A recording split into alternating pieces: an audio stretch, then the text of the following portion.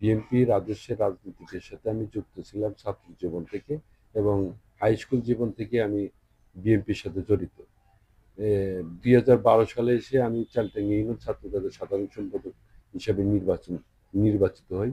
তারপরে আমি ধানের শীষ থেকে মনোনয়ন চেয়ে ইপি চেয়ারম্যান নির্বাচিত করার জন্য আমি উদ্যোগ নিই। চালটাঙ্গি ইউনিয়ন থেকে যুব দলের সাধারণ সম্পাদক হিসেবে নির্বাচিত হই। এখন বর্তমানে চালটাঙ্গি ইউনিয়ন যুব দলের সাধারণ সম্পাদক হিসেবে আছি। শহীদ প্রেসিডেন্ট জিয়াউর রহমান, আমরা দাদাদের কাছ থেকে শোনা যে তাই ধানের বীজ নিয়ে আসেন চীন থেকে, নিয়ে এসে ইরি ইরি আবাদ করেন, এবং ইরি কল যে খালকরণ সেই কর্মসূচি তারেক শহীদ প্রেসিডেন্ট জিয়াউর রহমানের, খালেদা জিয়ার আদর্শ এত ভালো লাগে যে তার প্রত্যেকটা ধাপে ধাপে বাংলাদেশের খালকরণ থেকে শুরু করে প্রত্যেকটা কৃষি সেক্টর থেকে শুরু করে প্রত্যেকটা জায়গাতে তার অবদান আছে, এবং তার আদর্শ আসলে আমার কাছে খুব ভালো লাগে। আর এই আদর্শ থেকে আমি রাজনীতি করি। আর বর্তমান পরিকল্পনা সামনে যদি আল্লাহ যদি আমাকে ইপি চেয়ারম্যান হিসেবে নির্বাচিত করেন, জনগণ যদি নির্বাচিত করেন, তাহলে আমি আগামী দিনে মাদক মুক্ত সমাজ এবং দেশকে ভালোভাবে পরিচালনা করা এবং আমার ইউনিয়নকে মাদক মুক্ত রাখার জন্য আমি চেষ্টা করবো ইনশাল্লাহ।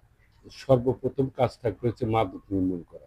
কোনো উদ্দেশ্যে একটা কথা বলতে চাই যে আমি আগামী দিনে বিগত 17 বছর আওয়ামী লীগ আওয়ামী লীগের আন্দোলনে, আওয়ামী লীগ বিরোধী আন্দোলনে, আমি ফ্যাসিস্ট সরকারের বিরুদ্ধে যে আন্দোলনগুলো ছিল বিগত সময় প্রত্যেকটা আন্দোলনের সংগ্রামে আমি মাঠে সক্রিয় ভূমিকা পালন করেছি, এবং জনগণকে বলতে চাই আপনি মাদক থেকে বিরত থাকবেন, সন্ত্রাস দুর্নীতি থেকে রাহাজানি থেকে দূরে থাকবেন, মারামারি হানাহানি থেকে দূরে থাকবেন, এবং একটা জিনিসকে সুন্দরভাবে পরিচালনা করবেন এবং তা তদন্ত করে সঠিকভাবে যেটা হয় সেটা করার চিন্তা করবেন এবং সমাজকে ভালো রাখার চেষ্টা করবেন ইনশাআল্লাহ।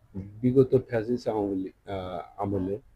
আওয়ামী লীগের আমলে আমি বউ বাচ্চা ঘরে রাখে ঘুমাতে পারিনি।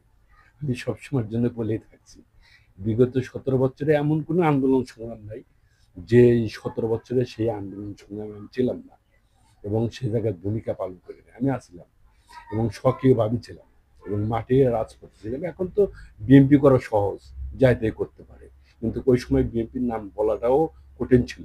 আর ওই সময় তো 17 বছরে কি বলবো যে আমরা চায়ের দোকানে চা খেতে পারিনি, যে এমন কষ্ট হতো যে কিছু কিছু সময় আমার মনে হয় এই আলো এই ধরবে এরকম অবস্থা। তাহলে এরকম অবস্থা থাকলে কিরকম হয় এটা তো আপনারা জানেন। আর কি বলবো।